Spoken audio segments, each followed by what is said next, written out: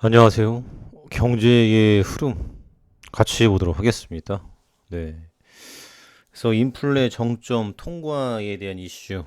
그래서 이제 그 길고 긴 터널을 뚫고 나왔다. 지금 뭐 이런 이슈들이 나오고 있는데, 하지만 뭐 지금 이렇게 쉽사리 통과한 것 같진 않습니다. 그래서 여전히 지금 난망한 지금 위험성들이 보여지고 있고. 지금 글로벌적으로 지금 뭐 일단은 공화당 또 이제 민주당 그리고 민주 진영과 이제 독재 정권 진영 간의 이런 공급망 대결에 대한 이슈가 상당히 첨예하죠. 그래서 지금 일단 첫 번째로 볼 게 이제 선거에 대한 부분. 그래서 오늘 보니까 지금 49대 49 동수를 이뤘다라는 보도가 나오고 있어요. 그래서 이제 상원 지역이 굉장히 또 치열한데, 이 지역을 지금 누가 먹느냐에 대한 부분들, 앞으로 많은 변화가 있을 것이다라는 대목이죠. 그래서 지금, 뭐, 현재로서는, 네바다, 조지아 이제 두 군데인데, 여기 지금 어떻게 될 것이냐라는 부분들, 그래서 하원은 뭐 일단은, 이제 정리가 됐는데, 그래도 민주당이 상당히 선전을 했다. 요런 포인트. 그러면 이제 상원이 지금 어떻게 되느냐에 따라서 많은 이제 변화가 있을 텐데 일단은 공화당 쪽으로 넘어온다라고 하면은 상당히 경제적으로 탄력을 좀 받지 않을까라는 부분들. 예. 그리고 이제 여기서 이제 조지아 같은 경우는 잘 아실 겁니다. 그래서 지난번 문재인 대통령 때도 지금 기업 총수들 데려가서 여기에 지금 뭐 공장 지어주겠다.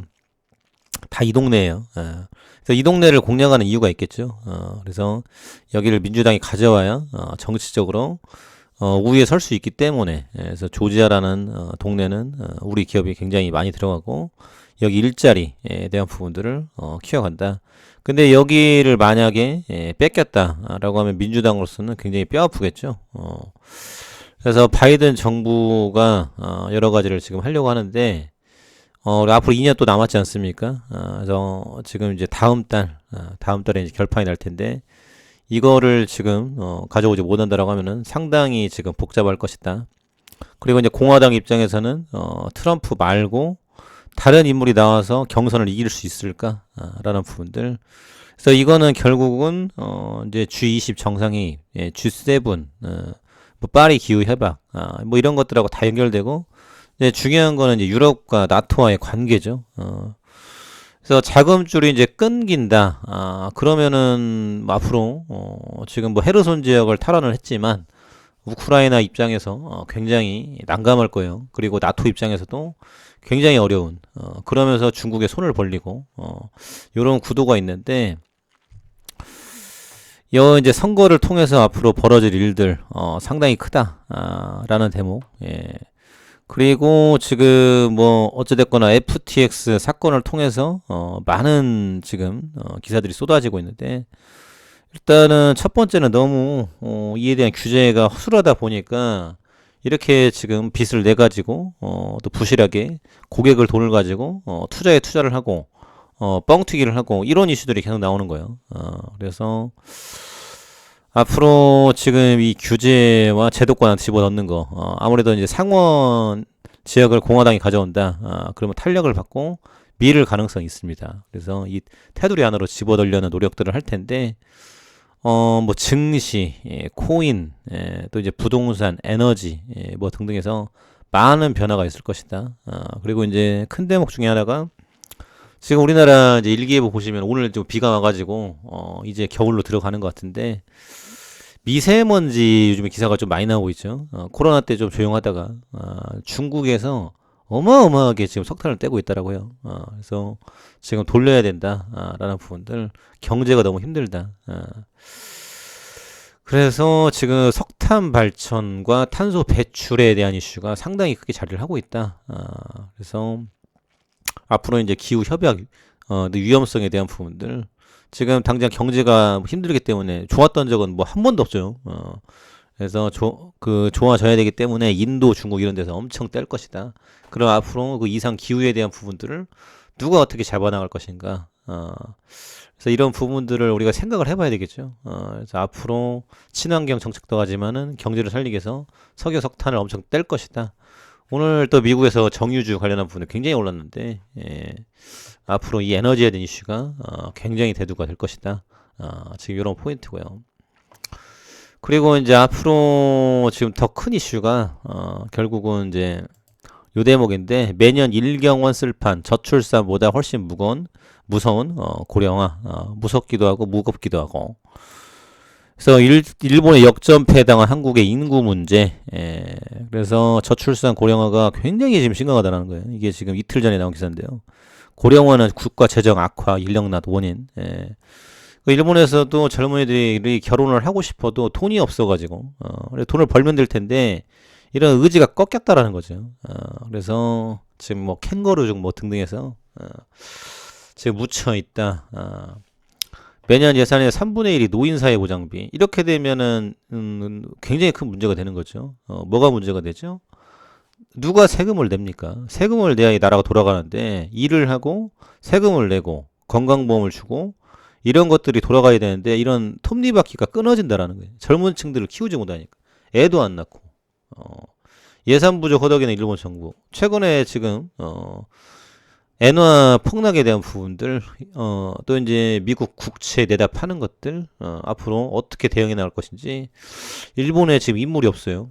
최근에 또 아베 사건에 대한 부분들, 또 이제 기시다 통일교에 대한 부분들, 이런 유착. 그래서 나라 전체적으로 뿌리가 흔들리고 있다.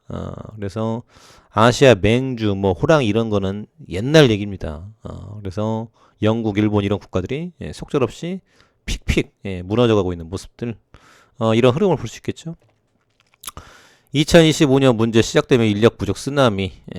그래서 지금 이제 3년도 아니죠. 한 2년 남았죠. 일단 금년도 다 끝났으니까. 2030년 일본 일손 무적 644만 명. 어마어마하다. 그래서 야, 지금 일본이라는 나라가 이렇게 되는 거고, 저출산 고령화에 대한 부분들 너무 심각하다. 사회보장비가 지금 36조 N입니다. 360조. 그래서 지금 보시면 일경에 대한 부분들 이렇게 들어가는데, 결국은 이제 고령화에 대한 이제 의료 비용 부담에 대한 부분들, 나이가 들면 아프니까 이런 것들을 어떻게 커나갈 것이냐. 앞으로 지금 디지털 헬스케어, 지금 앞으로 이 시장이 커질 수밖에 없는 이유다라는 거죠. 그래서 원격 진료에 대한 부분들, 바이와 시너지 어떨까? 장질환 관리 앱, 과장님 케어, 대기업 진출 긍정적, 불확실성 리스크 감소 기대. 일단 우리나라는 뭐 그야말로 정치판이 죽어 있다라고 볼 수밖에 없죠. 오늘도 지금 엄청난 집회가 이루어지고 있는데 진척이 없어요. 미래 산업을 끌어가야 되는데 이게 안 돼요. 뭐 이제 블록체인도 그렇고, 지금 제약바이오도 그렇고 여러 분야에 있어서 너무 늦어요. 그런데 지금 이거를 만들어 가야 된다라는 거죠. 그래서 전담 조직팀을 구성을 하고, 앞으로 과민성 대장 증후군, 이런 것들이 나와주고, 또 스마트워치 이런 것들도 있죠. 환자 상태 기록, 식당 복약 기록, 데이터베이스, 리포트, 또 이제 의사 상담에 대한 부분들 이제 쭉 나와줄 것이다. 그래서 램시마, 유플라이마 사업 고도화를 지속해 나가겠다. 유동성을 바탕으로 시너지를 낼 수 있다. 그래서 지금 여러모로 매출을 나오고 있고요. 앞으로도 이에 대한 신규 파이프 성장성에 대한 부분들, 그리고 이제 일본에 진출을 한다든지, 미국이라든지 유럽에 같이 이제 램심하고 끼워서 들어간다라고 하면은, 여기 구축이 된다라고 하면은 큰 시너지를 내주지 않을까. 그래서 일단은 주가는 이제 올라오기 시작했는데, 앞으로 이제 지속적인 성장 동력, 그리고 매출 기대, 지금 미래 산업을 준비를 하고 있다. 그렇기 때문에 앞으로 기대감을 가지고 있다. 감사합니다.